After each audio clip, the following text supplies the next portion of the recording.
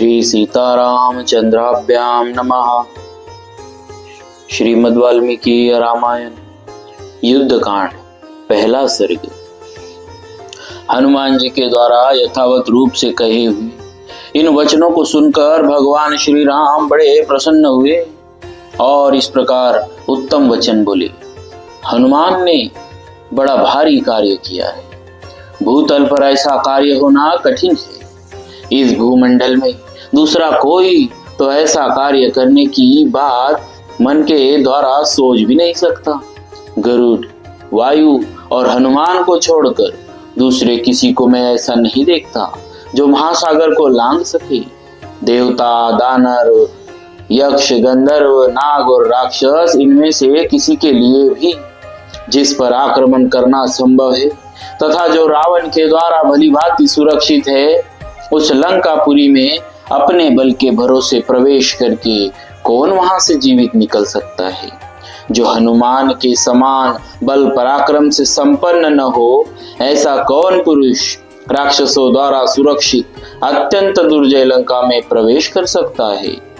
हनुमान ने समुद्र लंघन आदि कार्यों के द्वारा अपने पराक्रम के अनुरूप बल प्रकट करके एक सच्चे सेवक के योग्य सुग्रीव का बहुत बड़ा कार्य संपन्न किया है। जो सेवक स्वामी के द्वारा किसी दुष्कर कार्य में नियुक्त होने पर उसे पूरा करके तदनुरूप दूसरे कार्य को भी, यदि वह मुख्य कार्य का विरोधी न हो, संपन्न करता है, वह सेवकों में उत्तम कहा गया है। जो एक कार्य में नियुक्त होकर योग्यता और सामर्थ्य होने पर भी स्वामी के दूसरे प्रिय कार्य को नहीं करता, स्वामी ने जितना कहा है उतना ही करके लौटाता है, वह मध्यम श्रेणी का सेवक बताया गया है। जो सेवक मालिक के किसी कार्य में नियुक्त होकर अपने में योग्यता और सामर्थ्य होते हुए भी उसे सावधानी से पूरा नहीं करता, वह अधम कोटि का कहा गया है। हनुमान ने स्वामी के एक कार्य में नियुक्त होकर उसके साथ ही दूसरे महत्वपूर्ण कार्य को भी पूरा किया है। अपने गौरव में भी कमी नहीं आने दी, अपने आप को दूसरों की दृष्टि में छोटा नहीं बनने दिया और सुग्रीव को भी पूर्णतः संतुष्ट कर दिया। आज हनुमान ने विदेह नंदिनी सीता का पता लगाकर उन्हें अपनी आंखों देखकर धर्म के अनुसार मेरी समस्त रघुवंश की और महाबली लक्ष्मण की भी रक्षा की है। आज मेरे पास पुरस्कार देने योग्य वस्तु का अभाव है। यह बात मेरे मन में बड़ी कसक पैदा कर रही है कि यहाँ जिसने मुझे ऐसा प्रिय संवाद सुनाया, उसका मैं कोई वैसा ही प्रिय कार्य नहीं कर पा रहा हूँ।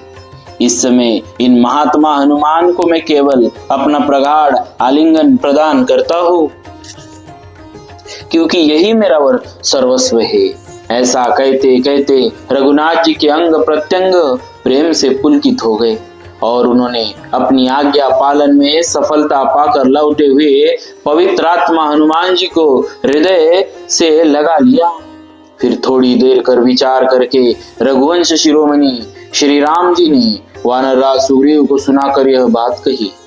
बंधुओं, सीता की खोज का काम तो सुचारू रूप से संपन्न हो गया, किंतु समुद्र तक की दुस्तरता का विचार करके मेरा मन का उत्साह फिर नष्ट हो गया।